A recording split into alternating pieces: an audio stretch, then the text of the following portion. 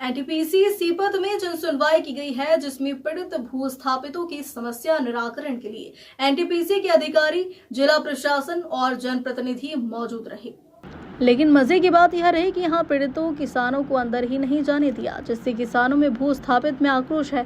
उनका कहना है कि हमारी समस्या के लिए जन सुनवाई हो रही है जो बंद कमरे में है, इससे उनमें नाराजगी है। और वही विधायक दिलीप लहरिया ने भी कहा कि न एनटीपीसी सुन रही है न राज्य शासन। अगर किसानों की मांग पूरी नहीं हुई तो एक बड़ा आंदोलन किया जाएगा।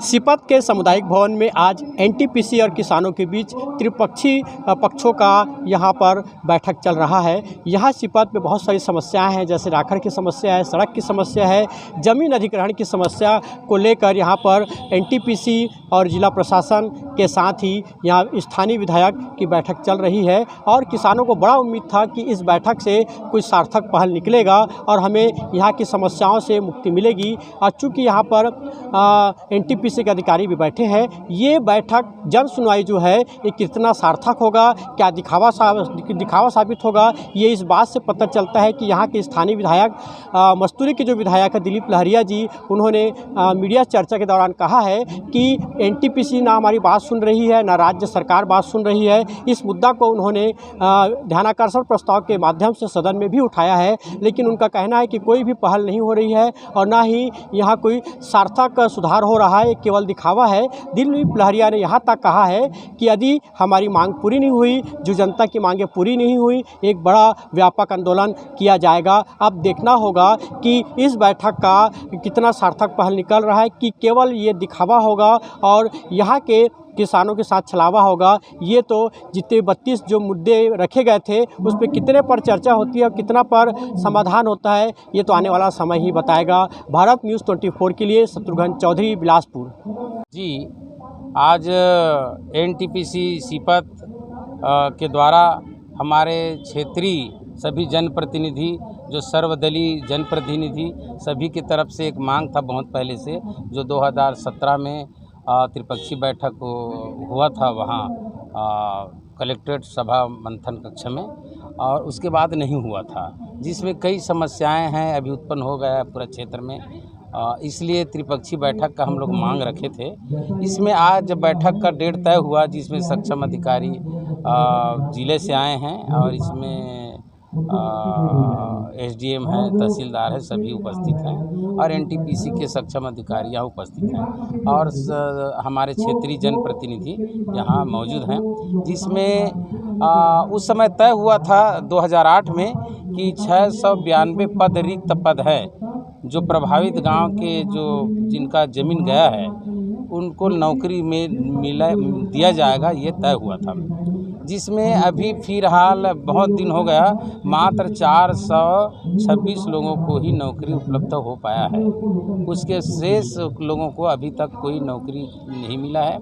इसके लिए हम लोग ने पहला मुद्दा में इसी विषय में बात हुआ है कि प्रभावित गांव के लोगों को अभी तक बेचारे, उनके बच्चे हो गए, बड़े बड़े बच्चे हो गए, लेकिन उनको नौकरी अभी तक नहीं मिला है। क्या आपने इस मुद्दे में बात किया है कि जो कम डिसमिल वाले हैं उनको नौकरी दिया गया ये है?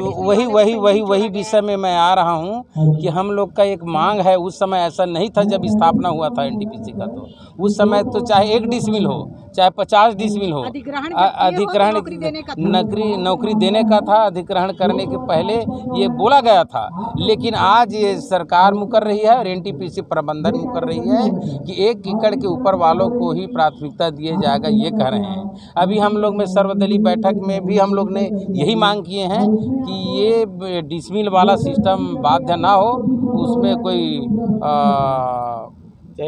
चाहे 1 डिसमिल हो, उसको नौकरी मिलना चाहिए। ये हम लोग ने बात रखे हैं, जिसमें टाल मटोल एनटीपीसी प्रबंधक द्वारा किया जा रहा है।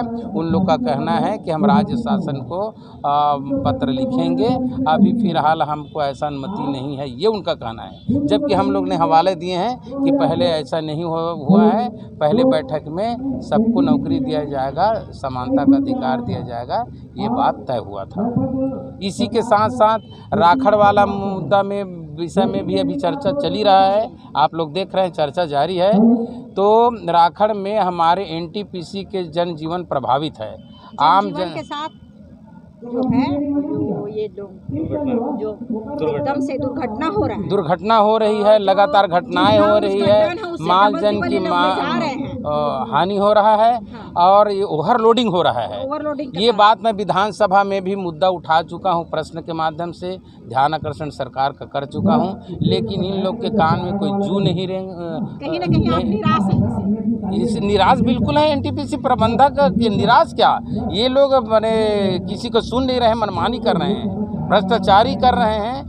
और इसलिए हम आने वाले समय में हमने तो ये भी कहा है वहाँ अंदर में कि यदि ये दुरुस्त नहीं किया गया तो हम आंदोलन करने के लिए बाध्य होंगे। अच्छा, मैं एक मतलब नहीं हो रहा फिर ऐसे में तो जन सुनवाई का कोई मतलब नहीं है।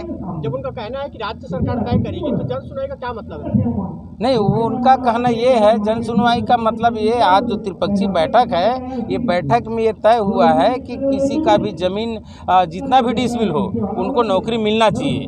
तो वो लोग बैठक अचानक से कैसे हुआ, जबकि आज तो ये लोग आंदोलन करने वाले थे ग्रामीण, फिर अचानक से ये लोग बैठक कैसे कर दिए? बैठक मैं भी कलेक्टर से मैं मांग किया था मतलब और जनप्रतिनिधि देखिए गुमराह तो कर ही रहे हैं ये लोग। गुमराह वाले में तो आप तब मान के चलिए कि हमारे क्षेत्र में कहीं कोई विकास का नाम का चीज़ नहीं दिख रहा है एनटीपीसी द्वारा मजदूरी क्षेत्र में, और इससे प्रभावित हैं लोग। आम माल जल का हानि हो रहा है, राखड़ खा रहे हैं, धूल धक्कड़ खा रहे हैं। ये दयनीय स्थिति है, ये निंदनीय भी है। आप सड़क में उतरेंगे जनता? बिल्कुल उतरेंगे, हमने आज तय हुआ वादा है हमारा कि ये हम तो देखें हमारा वादा आप देखें, विधानसभा में हम इसके मुद्दे में ध्यान आकर्षण और क्वेश्चन लगा चुके हैं। और यदि इसमें बाज नहीं आए एनटीपीसी प्रबंधक